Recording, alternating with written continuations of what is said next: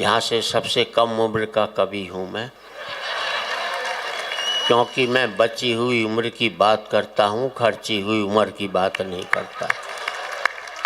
संपत्ति वो नहीं होती जो हमने खर्च कर ली, संपत्ति वो होती जो हमारी बची हुई होती है। तो बची हुई उम्र की संपत्ति मेरे पास सबसे कम है, इसलिए सबसे कम उम्र का कवि। ये मोबाइल पर रिकॉर्डिंग बंद कर दे। आज रिकॉर्ड करके कल अपनी लुगाई को हंसाएगा। मेरे भरोसे ब्याह किया था क्या? हिम्मत है तो अपने भरोसे अपनी लुगाई को हंसा, मेरे भरोसे काहे को कोशिश। और आज रिकॉर्ड करके कल देखकर हंसोगे, इससे बड़ी मूर्खता नहीं हो सकती। जिंदगी में आज बेहतर जीना सीख जाओगे तो कल अपने आप ही बेहतर होता क्या बात है, वाह। मेरा मकसद हंसाना नहीं है, लेकिन किसी मकसद से हंसा दूं तो हंसाना भी सार्थक होता। ये कैमरे तेरे 50 फोटो खींच ली, रहने दे। खंडर की कहीं से भी खींच ले, खंडर ही दिखाई देगा। जब मैं इमारत था तब किसी ने एक फ़ोटो नहीं खींची, तब एक ही फ़ोटो खींची गई थी, उसी ने मुझे खंडर बना दिया जिंदगी में। जिंदाबाद।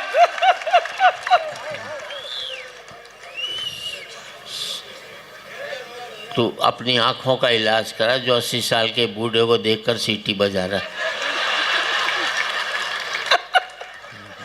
मुझे भी किसी ने कहा तराजू के एक पलड़े में राम हो, दूसरे पलड़े में तुम हो, तो कौन सा पलड़ा भारी होगा?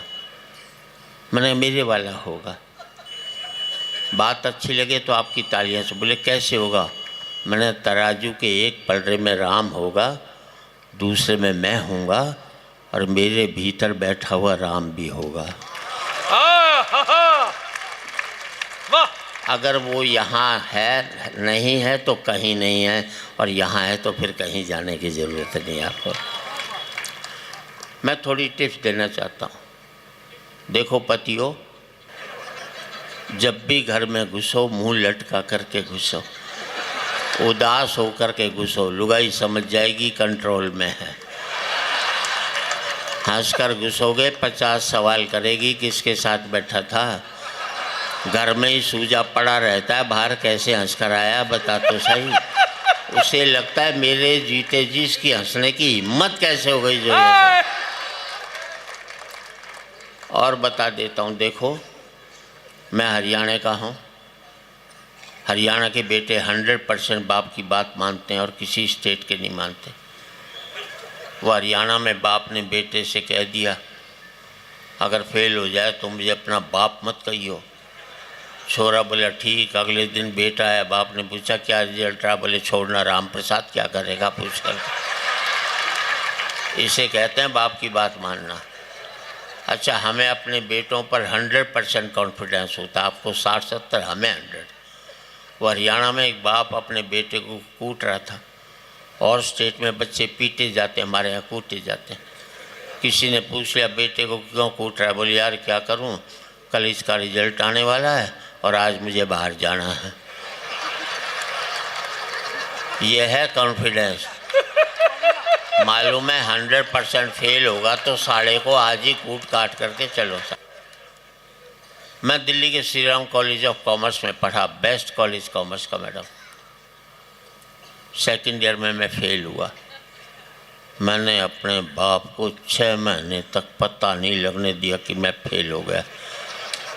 इसे कहते हैं मैनेजमेंट। ये MBA वाले क्या खा कर के करेंगे जो मैंने किया था। और 6 महीने बाद मेरे दोस्त ने बापू से शिकायत की सुरेंद्र शर्मा फेल हो गया। बापू ने कहा फेल हो गया तो क्या हो गया, इम्तिहान कोई कुंभ का मेला जो 12 साल में आएगा, अगले साल दे लेगा क्या। हम अपने बच्चों को इतना तनाव देते हैं कि आज 5वीं-6ठी क्लास के बच्चे आत्महत्या करने लग गए। अच्छा, मैंने अपने बेटे से कह दिया था देख तू 50% से ज़्यादा नंबर मत लियो, क्योंकि मेरे ही 51 आए थे।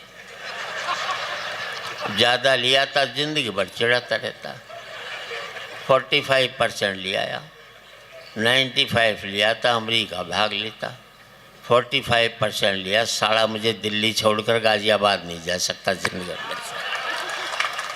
और आपकी तालियां इस बात पर चाहूँगा साहब, मेरा सुख ये नहीं है कि मेरा बेटा अमेरिका में 5 लाख रुपया महीना कमा रहा है। मेरा सुख ये है कि मेरा बेटा 50,000 रुपया महीना कमा रहा है, लेकिन शाम का खाना मेरे साथ बैठ कर के खाए। पैसा एक सुख था, हमने उसको एकमात्र सुख बनाकर अपनी ज़िंदगी में कितने कांटे बोए शायद मालूम भी नहीं होगा आपको। कड़ा सत्य कहना चाहता हूँ, अच्छा लगे तो आपकी तालियां चाहूँगा। बच्चों को इतना लायक मत बना देना कि तुम उसके लायक नहीं रहो। आज हमारी पीड़ा यही होगी, हमारे बच्चे इतने लायक हो जाते हैं कि वो हमें अपने लायक नहीं समझते। बहुत तकलीफ़ होती है आपको। मैं आज तक गंगा जी में स्नान नहीं कर पाया इन ऋषि मुनियों की वजह से। इन्होंने कह रखा था गंगा में पाप धुलते हैं। अब कोई अपना पाप धो कर के जाए और बाद में मैं नहाने चला जाऊं और वो सारे पाप मेरे चिपट जाएं तो कौन जिम्मेदार होगा बताओ। अपने को भी तो बचा कर रखना पड़ता है ना, अपने को कोई ऐसी बात थोड़ी है। मैं आज तक समझ नहीं पाया हूँ, राम तो सबरी के झूठे बेर खा सकता है, पर सबरी राम के मंदिर में क्यों नहीं जा सकती? मुझे इस बात का जवाब चाहिए।